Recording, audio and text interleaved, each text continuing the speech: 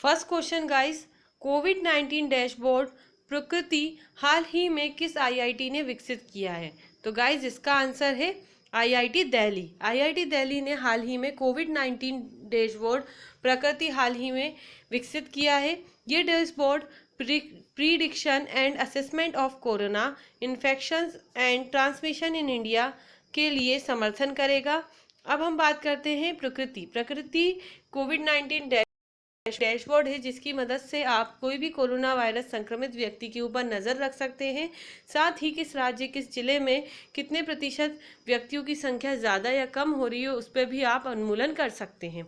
तो गाइस अब हम बात करते हैं आईआईटी दिल्ली के बारे में। आईआईटी दिल्ली, इसके निदेशक हैं वी राम गोपाल राव और इसकी स्थापना हुई थी 1961 में।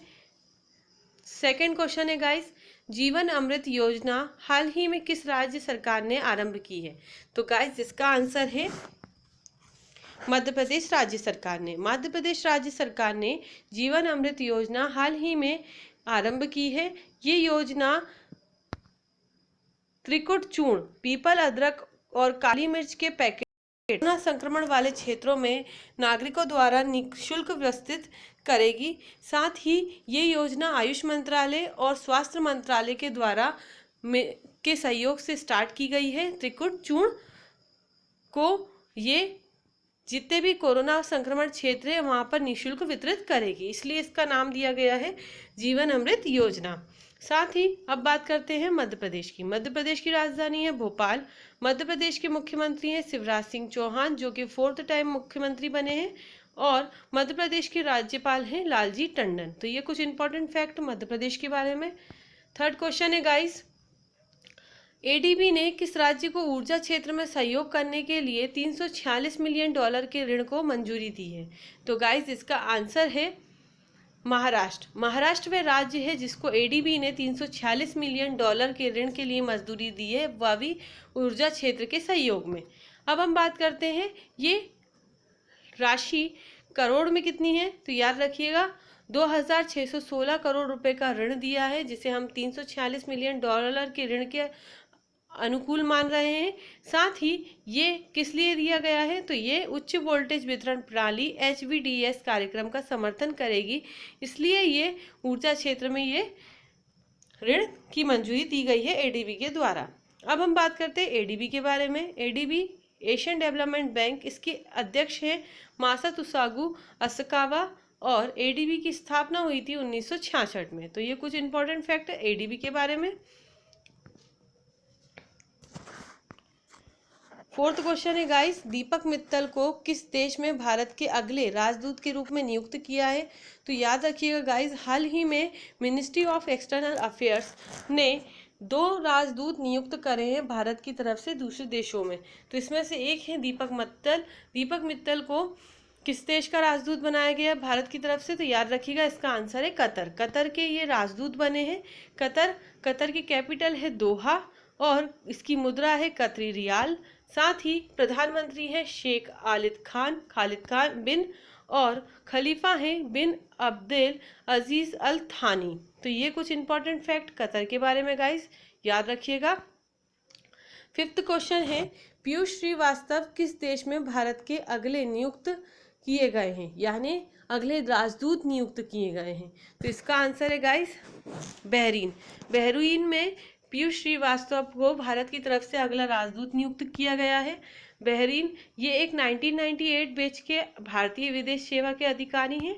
और अब हम बात करते हैं बहरीन के बारे में। बहरीन में राजा होते हैं, तो याद रखिएगा बहरीन के राजा हैं हमद बिन ईसा अल खलीफा और राजधानी है मनामा बहरीन की। साथ ही मुद्रा है बहरीन दिनार। और 6th क्वेश्चन है गाइस, हाल ही में किसने सतर्कता आयुक्त के रूप में शपथ ग्रहण की है? तो गाइस इसका आंसर है सुरेश एन पटेल। सुरेश एन पटेल ने हाल ही में सतर्कता आयुक्त के रूप में शपथ ग्रहण की है और इन्होंने रिप्लेस किसको किया है ये भी आप याद रखिएगा। और इन्हें शपथ किसने दिलाई है? तो इन्हें शपथ दिलाई है केंद्रीय सतर्कता आयुक्त संजय कोठारी ने, जो कि हाल ही में सलाहकार भी बने हैं पीएम के। और इन्हीं ने सुरेश एन पटेल को सतर्कता आयुक्त के रूप में शपथ दिलाई है। केंद्रीय सतर्कता आयोग का गठन फरवरी 1964 में किया गया था, यानी 1964 में। केंद्रीय सतर्कता आयोग का मुख्यालय नई दिल्ली में है। ये कुछ इंपॉर्टेंट फैक्ट है केंद्रीय सतर्कता आयोग के बारे में। अब बात करते हैं 7th क्वेश्चन के बारे में गाइस। 7th क्वेश्चन है हमारा, लोक उद्यम चयन बोर्ड का नया अध्यक्ष नियुक्त किया गया है हाल ही में किसे? तो गाइस इसका आंसर याद रखिएगा, लोक उद्यम चयन बोर्ड का नया अध्यक्ष तो ये नियुक्त हुए हैं पूर्व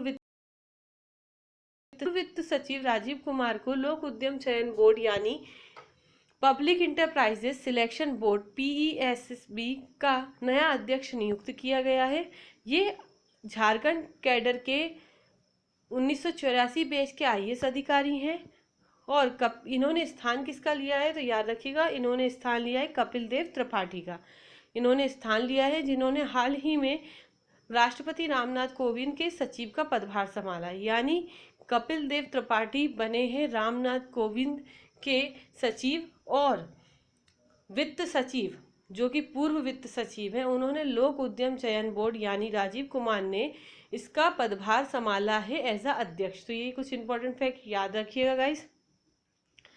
अब बात करते हैं सार्वजनिक उद्यम चयन बोर्ड के निदेशक कौन है? तो इसके निदेशक हैं कैलाश दान रत्न। 8th क्वेश्चन है गाइस, कौन संयुक्त राष्ट्र में भारत के अगले स्थायी प्रतिनिधि होंगे? तो इसका आंसर है TS त्रिमूर्ति। TS त्रिमूर्ति हाल ही में संयुक्त राष्ट्र यानी UN यूनाइटेड नेशंस के न्यूयॉर्क में आम सभा में भारत के अगले स्थायी प्रतिनिधि होंगे। और इन्होंने किसको रिप्लेस किया है? तो इन्होंने रिप्लेस किया है सैयद अकबरुद्दीन को। तो सैयद अकबरुद्दीन को इन्होंने रिप्लेस किया है।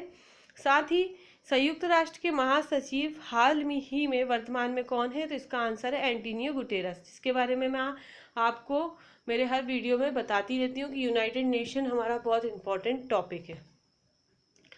9th क्वेश्चन है गाइस, हाल ही में PNB हाउसिंग के अंतरिम MD और CEO कौन बने हैं? तो गाइस इसका आंसर है नीरज व्यास। नीरज व्यास को PNB हाउसिंग के अंतरिम MD और CEO बने हैं।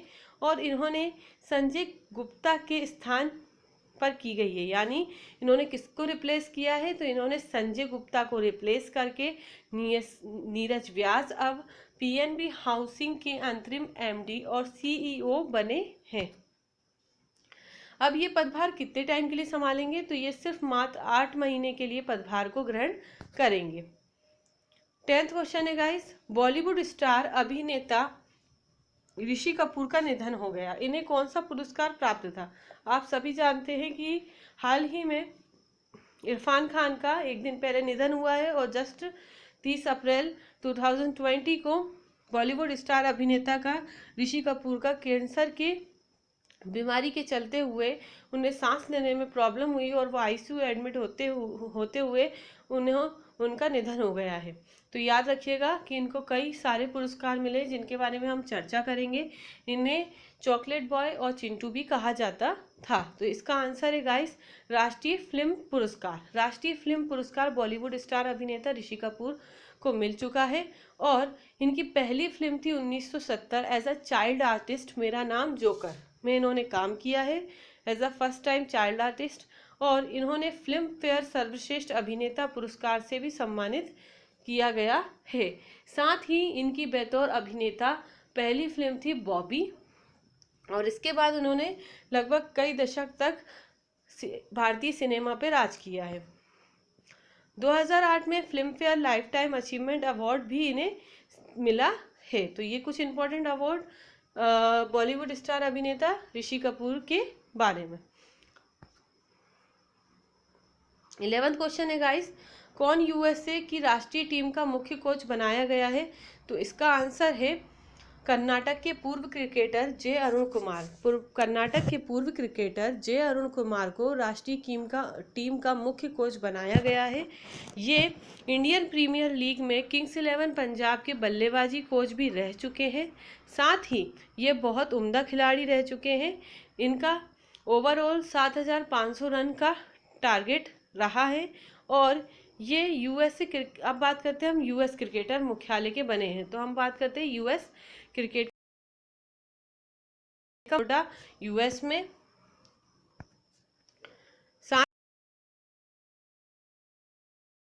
मराठे और यूएस क्रिकेट के मुख्य कार्यकारी अधिकारी यानी सीईओ हैं इयान हिंगी।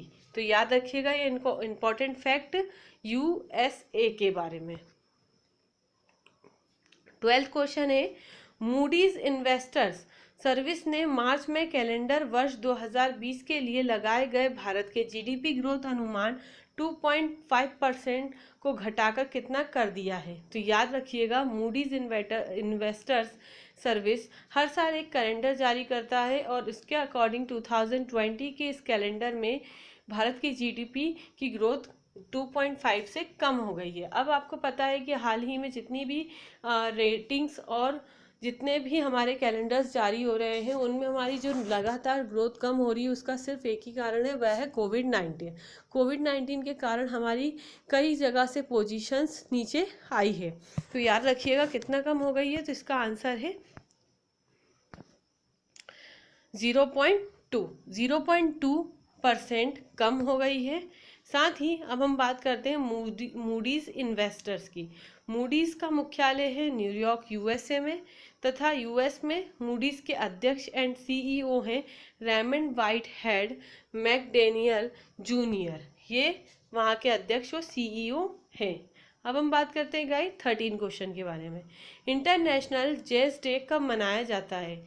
इंटरनेशनल जैज डे मनाया जाता है 30 अप्रैल को।